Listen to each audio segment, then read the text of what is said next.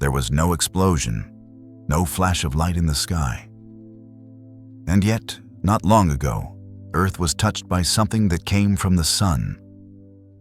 On January 18th, 2026, at approximately 1809 UTC, the Sun released an X-class solar flare, measured close to X 1.9. This flare did not occur on the far side of the Sun. It erupted from a region facing directly toward Earth, meaning that if anything were expelled afterward, it would be likely to travel in our direction. The active region responsible was AR 4341, an area with a complex magnetic structure that had already produced multiple flares. But what made this event notable was not only its X-class strength, but what appeared immediately afterward in observational data. Coronagraph instruments, especially those of the SOHO/LASCO system, detected a coronal mass ejection, CME. A cloud of plasma carrying its own magnetic field, expanding outward from the Sun into space. In coronagraph images, the CME appeared as a halo CME, a bright ring spreading around the Sun. This visual pattern is often a sign that material is moving along the Sun-Earth line, or at least that a significant portion of it is directed toward Earth. What caused particular concern among observers was how fast it arrived. Under normal conditions, a CME can take 2 to 4 days to reach Earth. A fast CME may arrive in 1 to 2 days. But in this case, based on the timeline documented in the original data, the interval between the flare and the actual arrival of the disturbance near Earth was only about 25 hours. That number is not just impressive, it is physically meaningful. It indicates that this CME was traveling at an exceptionally high speed. Initial models estimated a velocity of around 1,400 kilometers per second. But when compared with the actual arrival time, the inferred speed was closer to 1,700 kilometers per second, fast enough to generate a strong shock wave in the solar wind. And the storm did not arrive only as plasma. It arrived as particles. In the period following the flare, space weather monitoring satellites recorded a sharp increase in energetic particles, with a solar radiation storm reaching level S4, severe. This is a rare level associated with high-energy particles that pose risks to space operations, can affect certain satellite systems, and are of particular concern for aircraft flying along polar routes. Next, when the CME structure and its shock front encountered Earth's magnetic shield, the world recorded a geomagnetic storm reaching level G4, severe. At this level, the primary concern is not immediate, widespread failure, but heightened operational vigilance. Power grids monitor induced currents, satellites adjust operating modes, and radio communications may experience disturbances in some regions. At the same time, the most visible effect for the public appeared. Auroras expanded farther than usual, especially across parts of Europe. These were the beautiful streaks of light left behind by the storm. But they represent only the visible surface of a much more complex electromagnetic process. And one point must be stated clearly, in keeping with scientific accuracy. There were no reports of large-scale infrastructure failures, such as widespread global power outages. The event was strong, but the world did not break. Modern systems continued operating through the disturbance, supported by early warnings and risk reduction procedures refined over decades. So now, we have a timeline. We have measurements. We know how fast the storm arrived. But this is where the story begins to go deeper. Because speed tells us when a storm arrives, but not how deeply it will cut. When people hear the term X-class solar flare, The natural reaction is often to think of disaster. But in space weather science, the letter X is not a symbol of apocalypse. It is simply a way to measure the intensity of X-ray radiation released by the sun during a flare. NOAA classifies solar flares on a scale A, B, C, M, and X. Each level is roughly 10 times stronger than the one before it. So yes, an X-class flare is powerful. That part is true. But it does not automatically mean severe consequences on Earth. The reason lies in a detail that is often overlooked. A flare is a flash, not the storm. A solar flare is a sudden release of energy in the sun's atmosphere. It produces X-rays and ultraviolet radiation, which travel at the speed of light. That means only about 8 minutes after a flare erupts, its radiation reaches Earth. And the first region it affects is not the ground, but the ionosphere, the upper layer of Earth's atmosphere, where radio waves reflect and propagate. When strong X-rays sweep across the day side of Earth, the ionosphere becomes rapidly ionized, almost like it is suddenly switched on.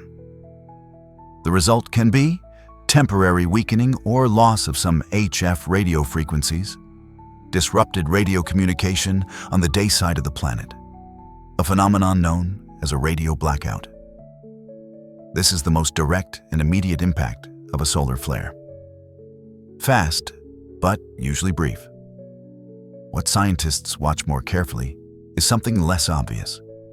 In some cases, the duration of a flare matters more than its peak intensity. A flare that is not extremely strong but lasts longer can disturb the ionosphere for a longer time than an X-class flare that erupts quickly and fades just as fast. This leads to a result that may sound paradoxical but is completely accurate. Some weaker flares cause more disruption than stronger ones.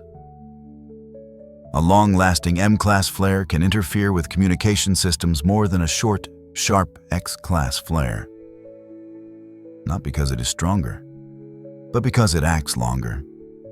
And there is an even bigger misconception that needs to be corrected early. A flare is not a CME.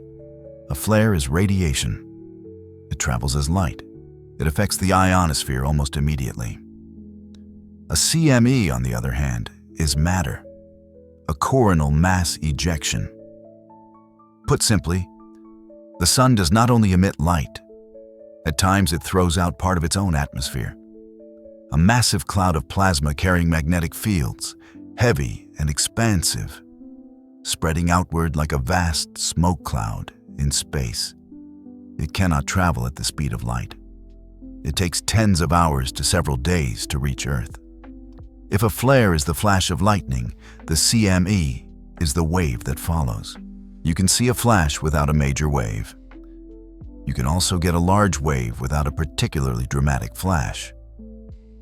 And it is this separation that makes forecasting so difficult. When people talk about a solar storm, they often picture the flare because it arrives quickly and is easy to notice. But in most cases, the deeper impacts, expanded auroras, geomagnetic storms, satellite risk, induced electrical currents, are far more closely linked to the CME and to how Earth interacts with the magnetic field carried within it. The challenge is that we cannot see a CME with a naked eye. What scientists actually observe is how it appears in instruments called coronagraphs, specialized telescopes that create an artificial eclipse by blocking the sun's intense light, allowing the surrounding region to become visible. In data from SOHO/LASCO, CMEs do not always look the same. Sometimes, a CME appears as a bright stream of plasma expanding off to one side. That usually indicates the eruption is traveling sideways, not toward Earth. But at other times, as in this event, the CME does not move across our view. Instead, it expands outward almost evenly around the sun, forming a faint, circular glow surrounding the solar disk. Scientists call this a full halo CME. The word halo does not mean the CME is guaranteed to strike Earth directly. It simply describes the viewing geometry. Imagine standing still on a foggy road while a car drives straight toward you. You do not see it pass from left to right. You see it grow larger, filling your field of view. Not because it is spreading out, but because it is getting closer. A CME behaves in much the same way. When a large cloud of plasma travels roughly along the Sun-Earth line, coronagraph images do not show its true three-dimensional shape. They show how it approaches as a ring expanding outward. But here is the most important detail. A CME is a three-dimensional structure, often enormous in size. Earth is only a tiny point along its path. So even when a full halo CME is observed, Earth may still be brushed by the edge of the structure rather than struck directly by its dense central core. This is why some halo CMS look extremely dramatic in the data, yet produce milder effects when they arrive than early models predict. And a CME is not a single, uniform object. It usually consists of at least two parts that scientists pay close attention to. The shock front, the compressed wave at the leading edge, the dense core, or ejecta. The thicker material behind it, carrying a more organized magnetic structure. To visualize this, think of a fast-moving ship at sea. Ahead of the ship is the bow wave. That is the shock front.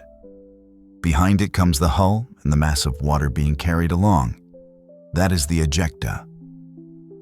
This means the storm does not arrive all at once. It arrives in layers. In this event, timing data show that the CME traveled exceptionally fast, reaching Earth in only about 25 hours after the flare erupted. A CME moving this quickly typically generates a strong shock because it pushes and compresses the solar wind ahead of it. That shock is usually the first part to encounter Earth's magnetic shield. The moment is like an invisible touch. On the day side, the magnetosphere is compressed. On the night side, the magnetic tail is stretched. There is no sound. But on monitoring screens, plots of speed and density can suddenly jump, like a heartbeat spike. After the shock passes, the denser part of the CME, the plasma cloud carrying its magnetic field, begins to flow by. And this is where everything becomes critical. The question is no longer simply whether a CME arrives. It is how the magnetic field inside it is oriented. That is why space weather teams do not focus only on how large or visually impressive a CME appears. They wait for the moment of real contact, when the CME's magnetic structure enters the region where it can be measured near Earth. Because that is when the central question becomes unavoidable, almost like a switch being flipped. Will it slide past quietly? Or will it connect with Earth's magnetic field in a more dangerous way? And from this point on, the story changes direction. This is the moment scientists stop watching the sun and start watching Earth. A CME does not travel through empty space. It moves through an environment that is always present throughout the solar system, the solar wind. Imagine the space between the sun and Earth as a vast, invisible river. The solar wind flows continuously through that river. And a CME is like a large mass of water suddenly released into the flow, rushing forward, sliding through the current, and at the same time pushing the flow ahead of it. That is why, when we talk about the speed of a CME, we are not just talking about how fast it is. We are talking about how it interacts with the environment along the way. Whether it slows down, whether it is deflected, whether it piles up material in front of it and creates a strong shock. In numerical terms, an average CME typically travels at around 500 kilometers per second. A fast CME can exceed 1,500 kilometers per second. And once speeds cross that threshold, the story changes. It is no longer just a drifting cloud of plasma. It becomes a structure capable of generating a powerful shock wave. This event was a clear example. According to the data, early forecast models estimated a speed of roughly approximately 1,400 kilometers per second.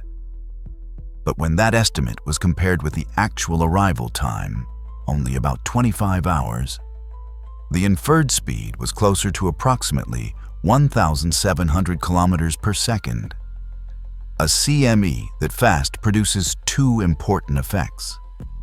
First, the shock is usually stronger.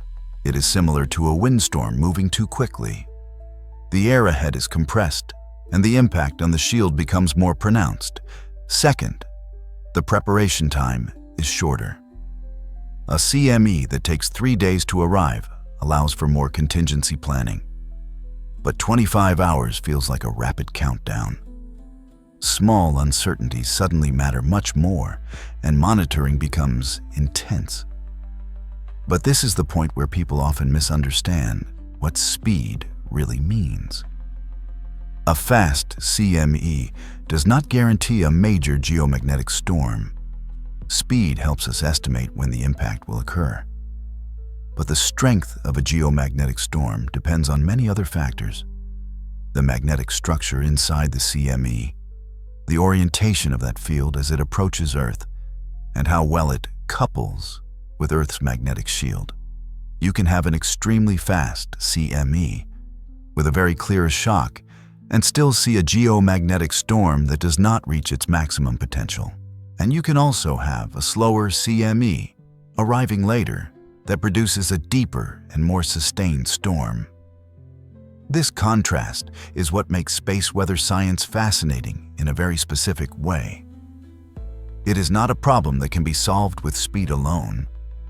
It is like watching a large wave far offshore. You know it will reach the coast. You can even estimate when it will arrive. But you still do not know whether it will break gently or strike directly, pull back hard, and leave behind a longer disturbance. That is the question scientists continually ask, especially with fast CMEs. Why do some fast CMEs barely disturb Earth, while slower ones cause major storms? Speed predicts arrival, not impact. Speed is a necessary condition, but it has never been a sufficient one. So if speed does not decide the outcome, what does? Over decades of observing solar storms, scientists have learned one crucial lesson. Large, fast, or visually dramatic CMEs do not always produce strong geomagnetic storms. And sometimes, what determines the final outcome lies in a very small, invisible detail. That detail is the magnetic field carried by the solar wind. The space between the Sun and Earth is not empty. It contains a network of magnetic field lines known as the IMF, the Interplanetary Magnetic Field. These invisible field lines are embedded in the solar wind and stretch outward with its flow. When a CME moves away from the Sun, it does not carry plasma alone. It carries its own magnetic field, like an electromagnetic signature formed at its source. And within that signature, there is one component that forecasting centers watch more closely than any other: BZ. BZ is the north-south component of the IMF as it passes Earth. Put simply, BZ tells us whether the magnetic field is pointing northward or southward relative to Earth's magnetic field. Just one direction. But it can change everything. There are two clear scenarios. If BZ is northward, the CME's magnetic field tends to slide past Earth's magnetic field. The interaction is weaker. Energy has a harder time penetrating the magnetosphere. geomagnetic storms are less likely to intensify. If BZ is southward, this is when scientists pay close attention. In this case, the CME's magnetic field can connect with Earth's magnetic field through a process called magnetic reconnection. You can think of reconnection like a lock meeting the right key. When two oppositely oriented magnetic structures meet, they open a door for energy to flow inward. When that door opens, energy from the solar wind enters Earth's magnetosphere far more easily. This is when geomagnetic storms can become stronger, auroras can expand to lower latitudes, and risks to technological systems increase. Now, let's return to this specific event. According to the data, when the CME and its shock approached Earth, BZ was unstable. It fluctuated, turning southward at times, then rotating back northward. The critical point is this: BZ did not remain southward long enough. The door opened, but it did not stay open long enough for energy to continuously pour into Earth's system. That is why the storm could be classified as strong, yet still failed to escalate into the most extreme scenario. And this is the quiet twist at the heart of the entire story. The CME arrived. The shock struck Earth's magnetic shield, but BZ did not cooperate in the most dangerous way. And that leads to the next question. A question space weather science faces every time a solar storm approaches. How do scientists know this in time? But there's one problem. Scientists can't see BZ until the storm is almost here. By the time a CME reaches this stage of the journey, predictions have already done most of their work. Models have estimated arrival times, speeds have been refined, possible outcomes have been outlined. But there is one place where uncertainty finally collapses into measurement. About 1.5 million kilometers upstream from Earth, directly between our planet and the Sun, lies a gravitational balance point known as L1. L1 does not block the storm. It does not slow it down. It simply gives us a final look just before the impact. At L1, a small number of spacecraft perform some of the most critical observations in space weather science. Satellites such as ACE and DSCOVR sit there continuously sampling the solar wind as it flows past. They monitor three parameters that matter more than anything else in the final moments. Speed, how fast the plasma is moving, density, how much material is packed into it, magnetic orientation, especially BZ. This is where forecasts end and reality begins. When the CME reaches L1, scientists no longer ask what the storm might be like. They see what it actually is. And from that moment, the clock starts. The warning window is short, sometimes 30 minutes, sometimes 45. In the best cases, close to 1 hour. That is all the time Earth gets. But that short window is enough, because responses are not improvised, they are rehearsed. When BZ turns southward at L1, even briefly, operators do not wait for ground effects. They act immediately. Satellites may be commanded into safe mode, reducing exposure and protecting sensitive electronics. Power grid operators may adjust load and voltage, limiting the risk from geomagnetically induced currents. Airlines review polar flight routes, where radiation levels and radio communication are most vulnerable. There is no drama in this process, no public alarms, just quiet decisions made in control rooms based on real-time data. This is why L1 matters. From Earth, the magnetic structure of a CME cannot be sensed until it is almost here. From the Sun, it cannot be reliably inferred days in advance. But at L1, the storm finally reveals its true magnetic signature. This is the moment scientists have been waiting for. In this event, the data arriving at L1 told a restrained story. Yes, the CME was fast. Yes, the shock was clearly defined. Yes, plasma density increased as expected. But BZ did not remain southward. It fluctuated. It dipped negative at times. Then it rotated northward again. The door opened briefly, but it did not stay open. As a result, the storm still interacted strongly with Earth's magnetic field. Auroras expanded. Geomagnetic activity reached high levels. But the sustained coupling required for the most extreme outcomes never fully developed. This is the quiet reality of space weather. A storm can look powerful. It can arrive quickly. It can compress Earth's magnetic shield. And still, its most dangerous potential can remain unrealized because one invisible parameter never aligned long enough. At L1, scientists saw that in real time. This is where predictions end and measurements begin. Long before a CME reaches Earth's magnetic shield, another part of the story has already begun. It does not arrive as a cloud. It does not arrive as a wave. It arrives as particles. When a powerful solar flare erupts, it does more than release light. In the chaotic magnetic environment above the sun's surface, charged particles, mainly protons, along with heavier ions, are violently accelerated along magnetic field lines. Some of these particles are flung outward at tremendous speeds, approaching a significant fraction of the speed of light. Unlike a CME, which must plow through interplanetary space, these particles can travel almost directly along magnetic pathways. That is why they arrive first.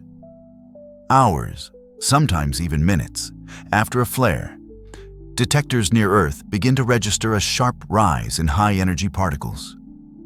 This is what scientists call a solar radiation storm, and it often begins before the CME itself gets anywhere near Earth. To describe the severity of these events, scientists use the S scale, which runs from S1 to S5. Each step represents a higher level of particle radiation and a greater potential for disruption. S1 events are minor and common. S3 events are uncommon and require attention. S4, which was recorded during this event, is considered severe. An S4 radiation storm means that energetic protons are arriving in large numbers, with enough energy to penetrate spacecraft shielding and reach altitudes relevant to aviation. But it is important to be precise about what the real risks are and what they are not. The primary concern is not people on the ground. Earth's atmosphere and magnetic field provide strong protection at the surface. There is no evidence that radiation storms at this level pose a direct health risk to the general population. The real exposure is elsewhere. First, astronauts. Outside the shelter of Earth's atmosphere, even short-term increases in radiation matter. This is why space agencies closely monitor radiation storms and adjust extravehicular activities when necessary. Second, spacecraft electronics. High-energy particles can trigger false signals, disrupt sensors, and in some cases cause permanent damage through what engineers call single-event effects. This is one reason satellites may be placed into safe mode during elevated radiation conditions. Third, aviation at high latitudes. Polar flight routes pass closer to Earth's magnetic poles, where charged particles are more easily guided downward by magnetic field lines. During strong radiation storms, airlines may reroute flights or adjust altitudes to reduce both radiation exposure and communication disruptions. And here is the subtle point that often gets missed. A radiation storm does not depend on whether a CME eventually produces a major geomagnetic storm. It can occur even if the CME later turns out to be less geo-effective. This is why scientists treat radiation storms as a separate category of space weather. In this event, radiation levels rose sharply, reaching S4, a clear signal that high-energy particles were already interacting with near-Earth space. Operational responses were triggered accordingly. And yet, even at this level, the situation remained controlled. No widespread spacecraft failures were reported. No abnormal radiation levels were measured at the surface. The system worked as designed. This brings us to one of the most counterintuitive truths in space weather. The most immediate danger often arrives quietly and early. There is no visual spectacle when energetic particles pass through space. No dramatic impact moment. They simply arrive. They pass through instruments. They are measured, managed, and mitigated. This is why scientists often say, particles don't wait. By the time the CME shock reaches Earth's magnetic field, by the time auroras brighten the night sky, the planet has already been reacting for hours. And that reaction is not panic, it is preparation. Because beyond the radiation storm, beyond the incoming CME, there is still one more layer of defense at work. The vast, dynamic magnetic system surrounding Earth itself. Before the storm even arrives, Earth is already reacting. When the CME and its shock finally reach Earth, the planet is not hit in the way we usually imagine impacts. There is no direct strike, no collision with the surface. What happens instead is more subtle and far more interesting. Earth is wrapped in a vast magnetic structure called the magnetosphere. It is generated deep inside the planet, shaped by Earth's rotation and constantly sculpted by the solar wind. You can think of it as a dynamic cushion, not rigid, not fixed, but always adjusting. It bends, it stretches, it absorbs pressure. When the CME's shock front arrives, it is the first thing to interact with this magnetic shield. The shock compresses the magnetosphere on the day side, the side facing the sun.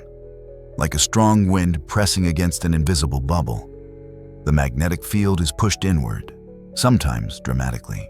In strong events, this compression can be so intense that the outer boundary of the magnetosphere is forced inside the orbit of geostationary satellites.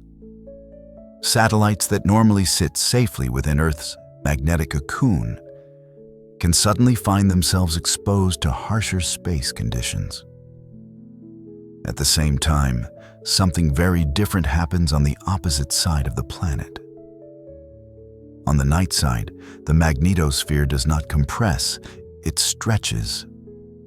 Earth's magnetic field is pulled into a long, tapering structure called the magnetotail, extending hundreds of thousands of kilometers away from the sun. This stretching stores energy, and like any stretched system, it cannot hold that energy indefinitely. Deep in the magnetotail, magnetic field lines can reconnect. This is magnetic reconnection on the night side, a process that releases stored energy and sends it racing back toward Earth along magnetic pathways. These pathways guide charged particles toward the upper atmosphere, particularly near the polar regions. As the particles spiral downward, they generate powerful electrical currents known as Birkeland currents, field-aligned currents that link space directly to Earth's atmosphere.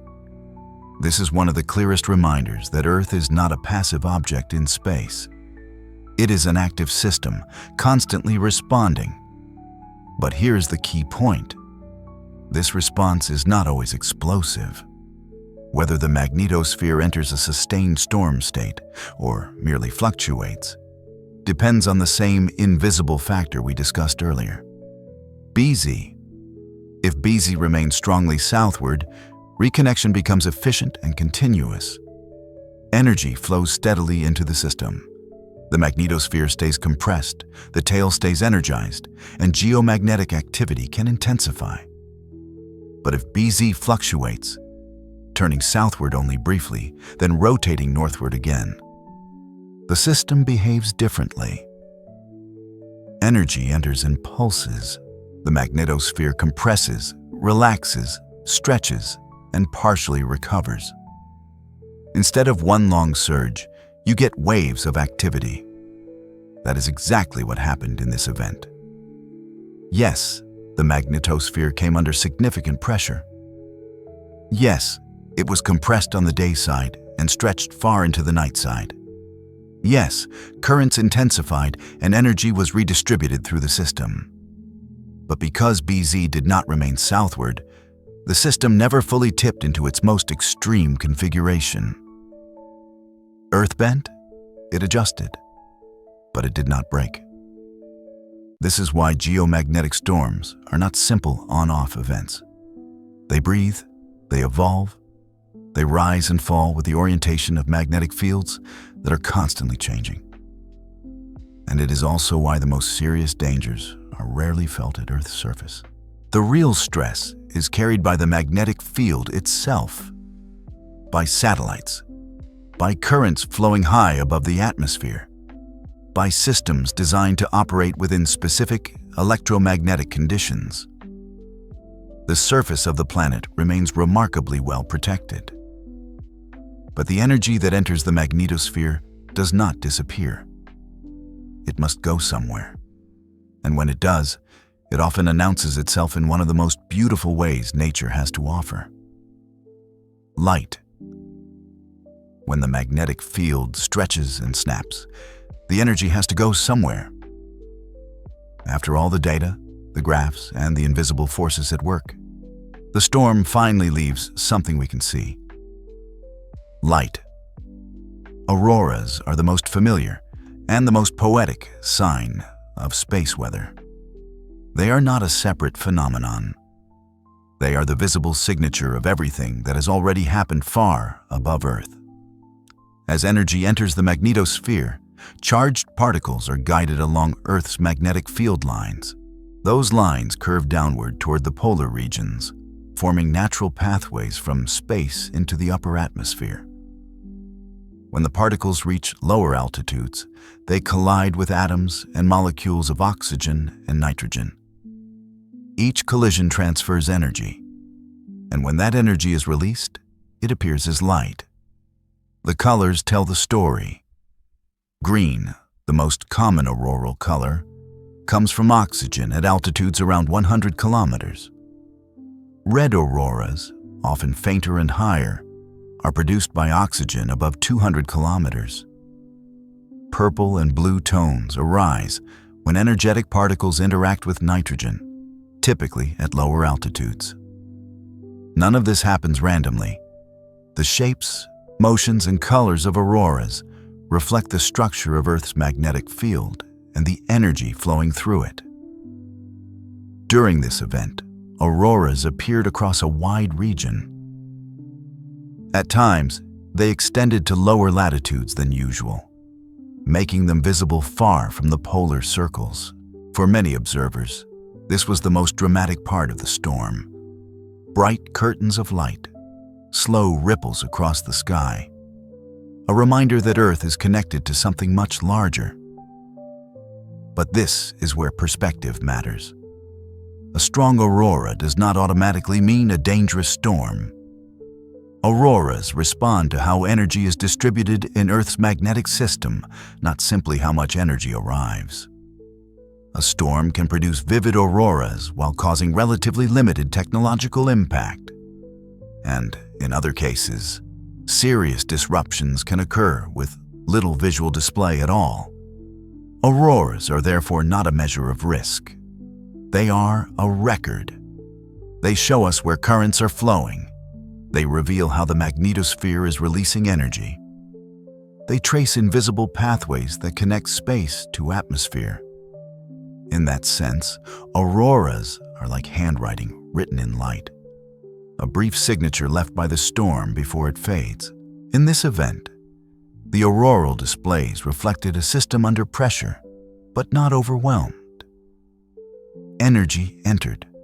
Energy was redistributed, and much of it was released gracefully into the upper atmosphere rather than stored long enough to cause deeper stress. This is why auroras can feel calming even during strong space weather. They are not a warning siren. They are a release valve, light born from invisible currents. As the storm evolved, auroras brightened and faded with changes in magnetic conditions. They pulsed as BZ shifted. They expanded when coupling intensified, and they retreated as the system relaxed. For those watching from the ground, the experience was quiet and awe-inspiring. For scientists, it was confirmation. The magnetosphere was doing exactly what it was designed to do. But while auroras capture our attention in the sky, not all effects of a solar storm are so gentle or so visible. Some remain closer to us, tied to the technologies we rely on every day. But not all effects of a solar storm glow in the sky. By the time a solar storm reaches this stage, its effects are no longer confined to space. They begin to intersect with the systems modern society depends on every day. Not dramatically, not all at once, but quietly and often indirectly. One of the first systems to feel the influence is high-frequency HF radio communication. HF signals rely on reflection from Earth's ionosphere. During periods of enhanced solar activity, that ionosphere can become disturbed, uneven, or temporarily opaque to certain frequencies. The result is signal fading, distortion, or complete loss, especially at high latitudes and during daylight hours. Closely related is satellite navigation. Systems like GPS and other GNSS constellations depend on precise timing signals passing through the upper atmosphere. When charged particles and ionospheric irregularities increase, those signals can be delayed or refracted unpredictably. For most users, the effect is minor. For precision applications, aviation, surveying, timing networks, even small errors matter. Then there are the satellites themselves. Both low Earth orbit and geostationary satellites operate within regions affected by space weather. Radiation storms can interfere with onboard electronics, while geomagnetic activity can alter the density of the upper atmosphere. When that happens, satellites in low orbit experience increased drag. Their trajectories shift slightly, tracking becomes more complex, and operators must make adjustments to maintain safe and predictable orbits. In aviation, the effects are more operational than mechanical. Polar flight routes, which pass close to Earth's magnetic poles, are more exposed to both radiation and communication disruptions. During elevated space weather, airlines may reroute flights, adjust altitudes, or switch communication methods. Not because danger is guaranteed, but because margins are narrower.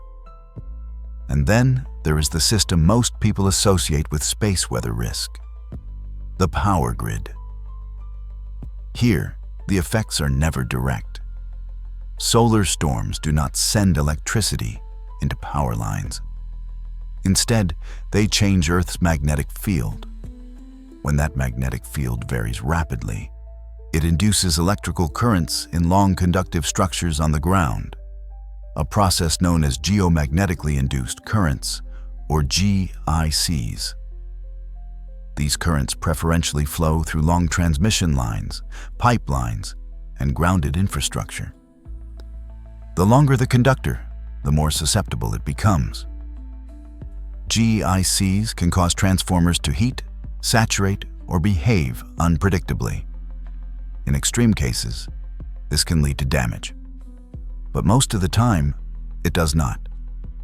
Modern power grids are monitored continuously.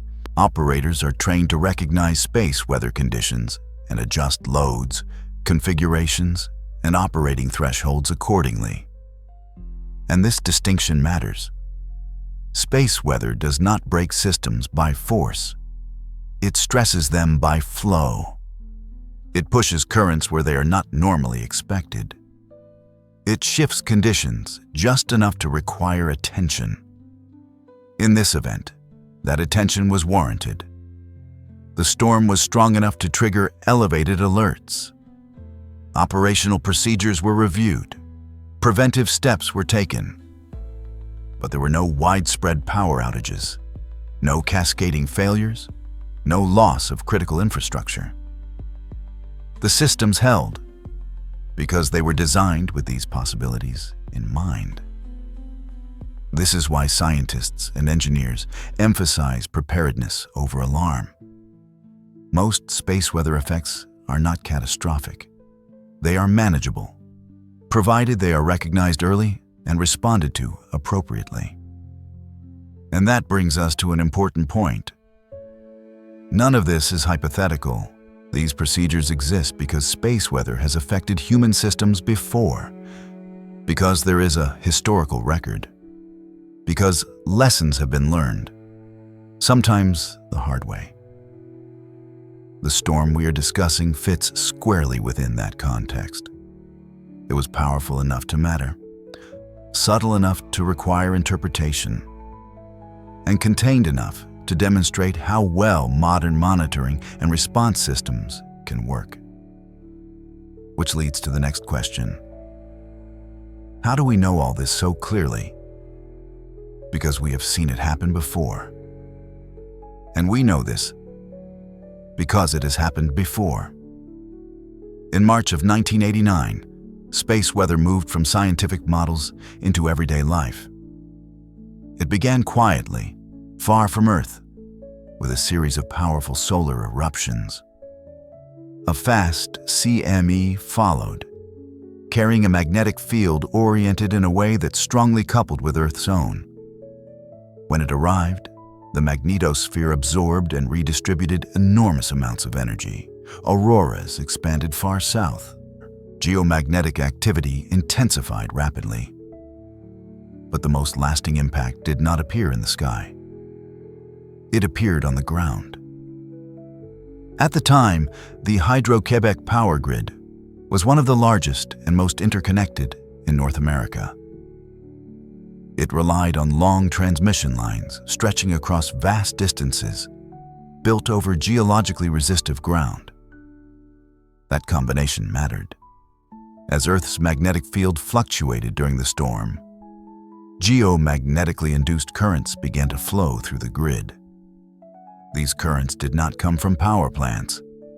They were induced directly by changes in the magnetic field interacting with long conductors. Within seconds, the system was under stress.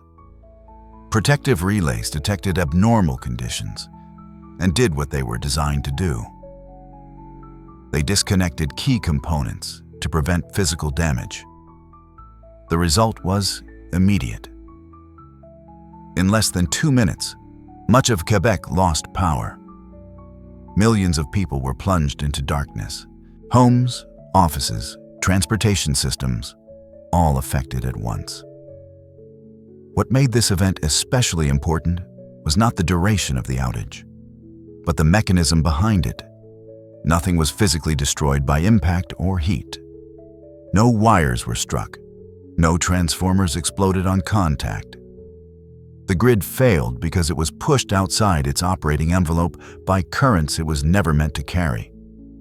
Geology played a critical role. The ground beneath Quebec is highly resistive, which means induced currents prefer to flow through man-made conductors rather than dissipating naturally. Long transmission lines provided efficient pathways. The storm supplied the driving force. Together, they formed a perfect alignment of conditions. In the aftermath, power was restored within hours. But the lesson remained. The Quebec blackout demonstrated that space weather does not need to be extreme to be disruptive. It only needs to interact with the right infrastructure, in the wrong configuration, at the wrong time. And it showed something else. This was not an unpredictable anomaly. The physics behind the event, magnetic field variations, induced currents, system response, were already understood in principle. What was missing was appreciation for how quickly those processes could unfold and how interconnected modern systems had become. That realization changed how space weather risk was viewed. After 1989, utilities began incorporating space weather into grid planning. Monitoring improved. Operational procedures were updated. Early warning systems were integrated into decision-making. The goal was not to eliminate risk. That is impossible. The goal was to manage it. The Quebec event became a reference point, a reminder that the sun does not need to damage equipment directly to cause disruption. It only needs to shift the environment in which that equipment operates, and it reinforced a central theme of this entire story. Space weather is not abstract. It is not theoretical, and it is not confined to satellites or scientists.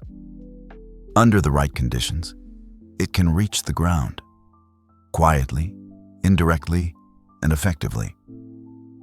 The lights went out in Quebec in 1989, but something else stayed on: awareness. And that awareness continues to shape how we prepare for space weather today. And that wasn't the last time space weather surprised us. In August of 1972, the sun produced a storm that would later become a quiet reference point in space weather history. What made this event stand out was not only its strength, but its speed. A powerful solar eruption launched material toward Earth, and the shock arrived unusually fast, much faster than what was considered typical at the time. Today, we would describe it as an ultra-fast CME. But in 1972, the tools to track and model such events were limited. This was a period before continuous solar monitoring, before real-time space weather dashboards, and before early warning systems became routine. Much of what scientists learned about this storm came afterward, by piecing together ground observations, magnetic records, and operational reports. And one of those reports stood out. In the days surrounding the storm, several naval sea mines, designed to be triggered by specific magnetic signatures, were reportedly activated unexpectedly. These devices were meant to respond to changes in the magnetic environment caused by nearby vessels. Later analyses suggested that geomagnetic disturbances associated with the solar storm may have contributed to conditions capable of influencing such sensitive systems. It is important to be precise here. This was not evidence that solar storms cause explosions. There was no single mechanism identified that directly linked the sun to a specific detonation event. What the case illustrated instead was something more subtle and more important. Strong geomagnetic disturbances can alter the electromagnetic environment in ways that interact with certain technologies, especially those designed to respond to magnetic signals. In other words, the storm did not attack anything. It changed the background conditions. And in systems that rely on finely tuned electromagnetic thresholds, those changes can matter. This is why the 1972 event is often mentioned as a historical footnote. Not as a warning, but as a lesson. It showed that space weather effects are not limited to auroras in the sky or interference in radio signals. Under the right circumstances, they can reach into unexpected corners of human technology. At the same time, it also showed the danger of overinterpretation. The impact of geomagnetic storms depends on design, environment, and operating conditions. The same storm can pass unnoticed by one system and meaningfully affect another. That nuance is what makes space weather both challenging and fascinating. We often understand its full consequences only after the fact. When data is reviewed, patterns are compared, and assumptions are revisited. And that brings us back to the present. We still cannot control the sun. We never will. But we can observe it more clearly. We can model it more accurately. And we can reduce surprise by paying attention to the signals it sends. The lesson wasn't fear, it was awareness. Space weather can have unexpected effects. In February of 2022, a geomagnetic storm offered a clear, modern example of how space weather can affect technology without touching it directly. The storm itself was not extreme by historical standards. There were no dramatic blackouts, no widespread system failures. And yet, its impact was unmistakable. The key was not in space, it was in Earth's atmosphere. During geomagnetic storms, energy deposited into the upper atmosphere causes it to heat and expand. This expansion does not change the air we breathe at the surface. But hundreds of kilometers above Earth, the effect is significant. The atmosphere becomes denser at altitudes where satellites operate. For spacecraft in low Earth orbit, that density matters. As atmospheric density increases, so does drag. The subtle but persistent resistance that slows satellites down and pulls them closer to Earth.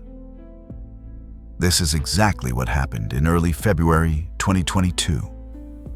At the time, a group of newly launched Starlink satellites had just been deployed into low orbit.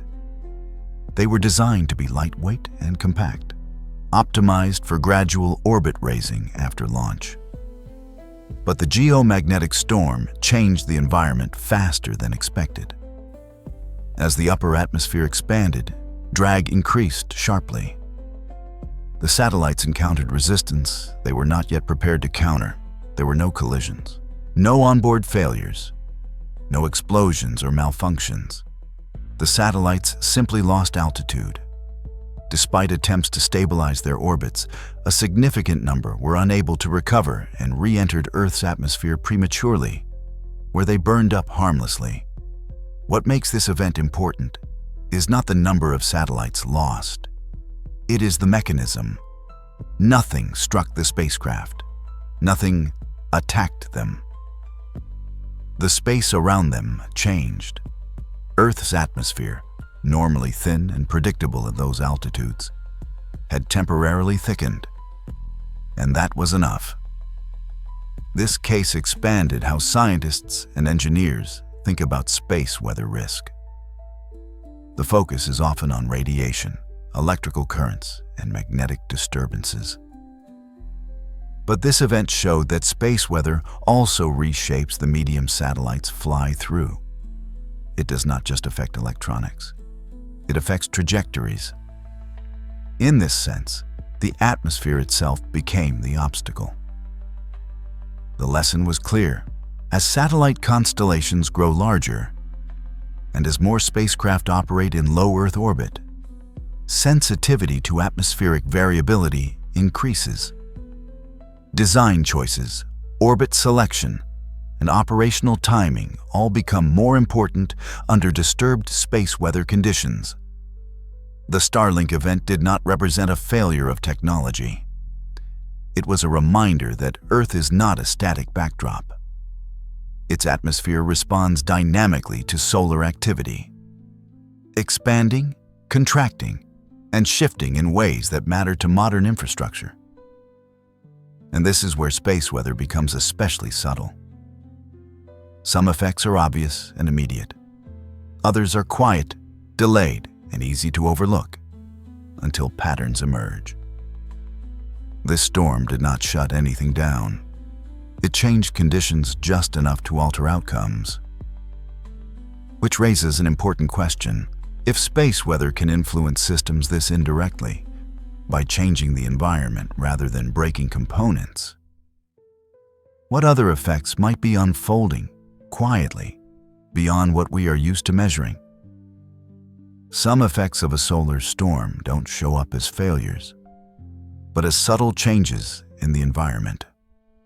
When strong solar activity occurs, it rarely exists in isolation. Data streams multiply, graphs fluctuate, screens fill with numbers, and alongside careful scientific analysis, something else always emerges. Patterns. Human beings are remarkably good at noticing them. We are wired to connect dots, to look for meaning, alignment, and cause. And during intense space weather, that instinct becomes especially active. One concept that often enters the conversation is Schumann resonance. Schumann resonances are global electromagnetic oscillations that exist in the cavity between Earth's surface and the lower edge of the ionosphere. They are real, measurable, and well understood in principle. Their fundamental frequency sits near 7.8 Hz, with higher harmonics layered above it. Because these resonances depend on the size and electrical properties of the Earth ionosphere cavity, they are naturally sensitive to changes in the ionosphere. And that part matters. When solar activity increases through flares, radiation storms, or geomagnetic disturbances, the ionosphere can change. Its density shifts. Its conductivity varies. And when that happens, measurements of Schumann resonance can shift as well. This much is not controversial. What becomes complicated is what comes next. Some observers notice changes in Schumann resonance during periods of solar activity and ask a deeper question. Could these changes be linked to events like earthquakes? At present, the scientific answer is cautious and clear. There is no reliable statistical evidence showing that Schumann resonance measurements can be used to predict earthquakes. Correlations have been observed in limited cases, but correlation alone does not establish causation. The ionosphere responds to many influences, not just solar activity, but lightning, atmospheric conditions, and seasonal variations. Untangling those effects requires long-term, carefully controlled data sets. So while the measurements are real, their interpretation must remain restrained. A similar dynamic appears when people discuss planetary alignment. Alignments are geometrically real. Planets do line up from time to time. This is a matter of orbital mechanics. But the gravitational forces involved are extremely small compared to the forces that drive solar activity. There is no known physical mechanism by which planetary alignment could trigger solar flares or CMEs. Here again, the distinction is crucial. Observation does not equal causation. Two events can occur near each other in time and still be unrelated in any meaningful physical sense. This does not mean such observations are foolish. Curiosity is not a flaw. It is the starting point of science. In fact, the modern space weather ecosystem benefits enormously from citizen science. Amateur observers contribute Aurora reports, radio data, magnetometer readings, and visual records from across the globe. This distributed data can reveal patterns that centralized networks might miss. But for those patterns to become knowledge, they must be standardized, verified, and independently confirmed. That process takes time, and often, many intriguing ideas do not survive it. This is not failure. It is how science protects itself from false certainty. The challenge during major solar events is emotional as much as intellectual. When the sun becomes active, when Earth systems respond, and when multiple phenomena appear to shift at once, it feels natural to assume connection. The story feels complete. The dots appear to line up, but science advances by resisting that temptation. It asks harder questions. It demands mechanisms, not just timing. It separates what is measurable from what is inferred. And in doing so, It preserves something essential: trust. Because when science does say something with confidence, the confidence is earned. Not everything that lines up is connected, and not every coincidence is meaningful. Yet none of this diminishes the deeper truth. The sun remains extraordinarily complex. Its behavior emerges from processes that span scales, from turbulent plasma flows to magnetic fields stretching millions of kilometers. We can observe more than ever before. We can model with increasing sophistication. And still, uncertainty remains. That uncertainty is not a weakness. It is a sign that we are asking questions at the edge of understanding. And to move closer to answers, we need to look where the sun's activity truly begins. Not from afar, but from up close. To understand why predictions remain uncertain, we need to go closer to the sun than ever before.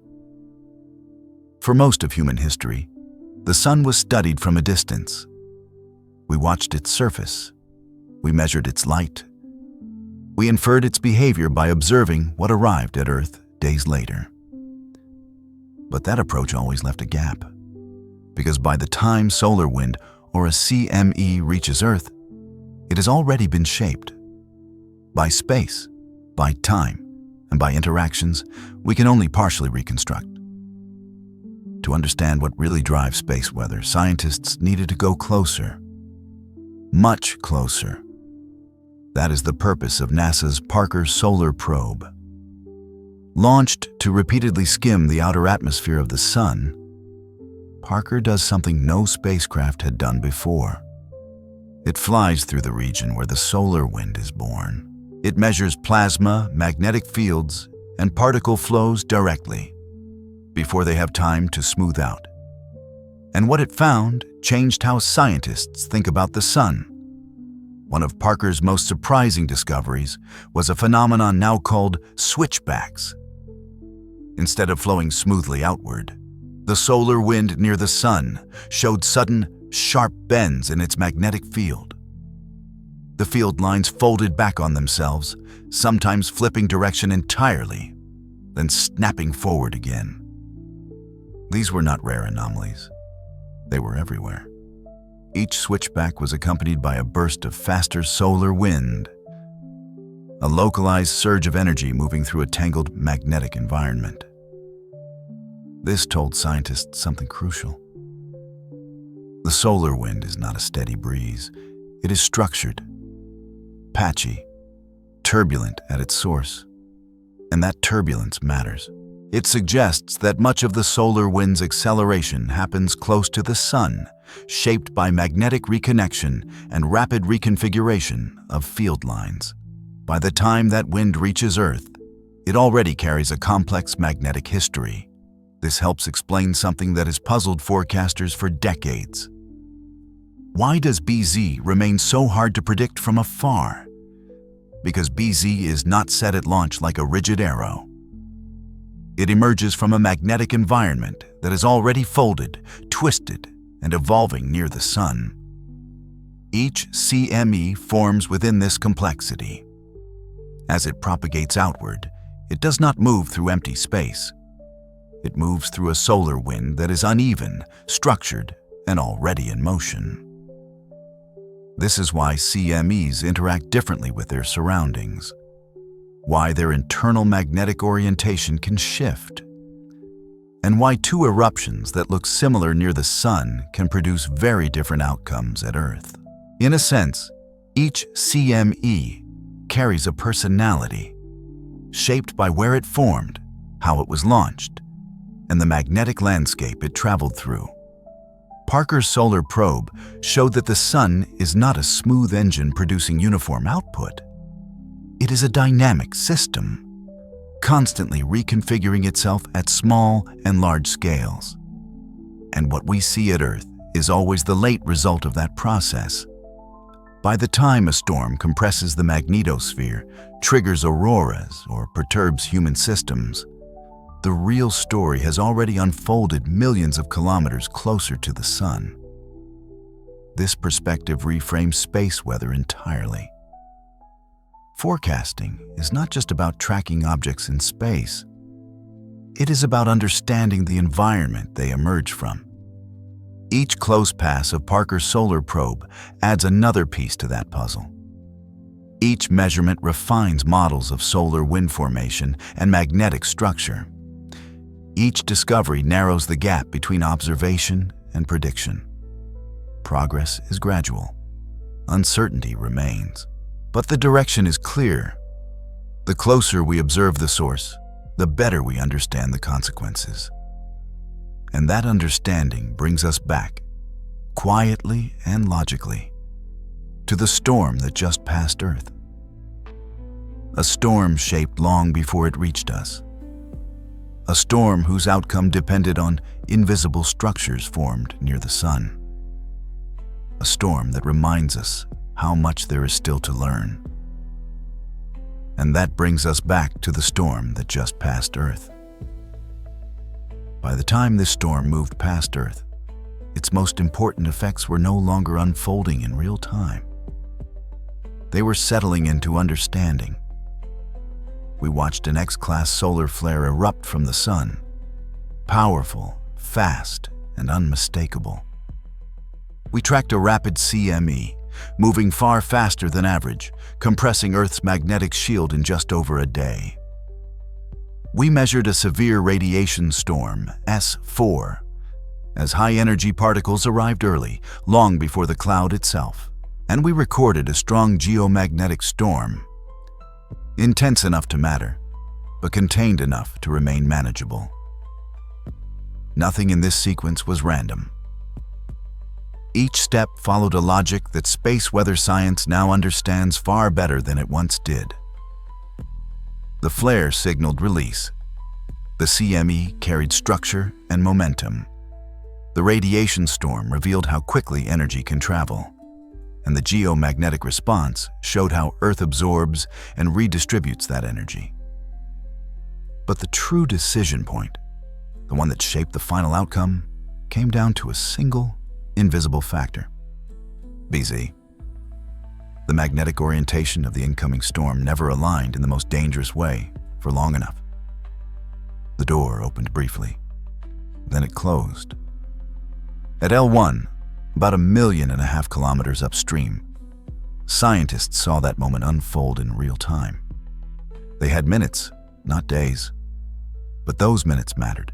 Systems adjusted, precautions were taken. The storm was met with preparation, not surprise. This is what progress in space weather looks like. Not perfect prediction, not total control, but adaptation. This storm was not an existential threat. It was not the end of modern technology, but it was a clear reminder of something easy to forget. Our world is deeply connected to the space around it.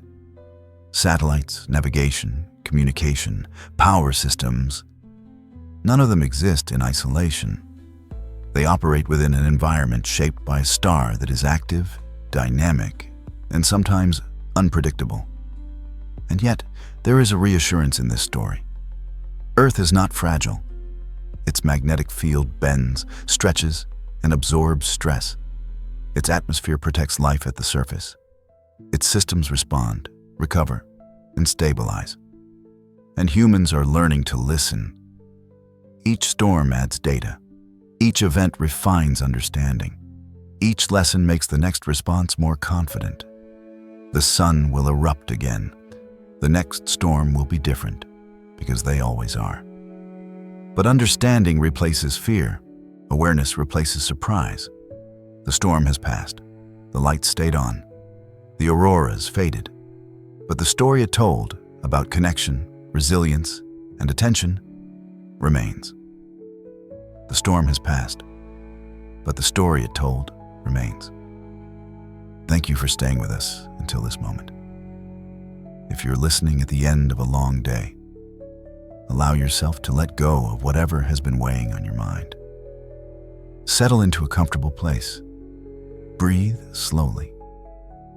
Let your thoughts drift as the universe continues its quiet motion. There's nothing you need to do right now. Nothing you need to solve. If you'd like, feel free to share your thoughts with us in the comments. We always enjoy hearing from you. Until next time, rest well and sleep peacefully.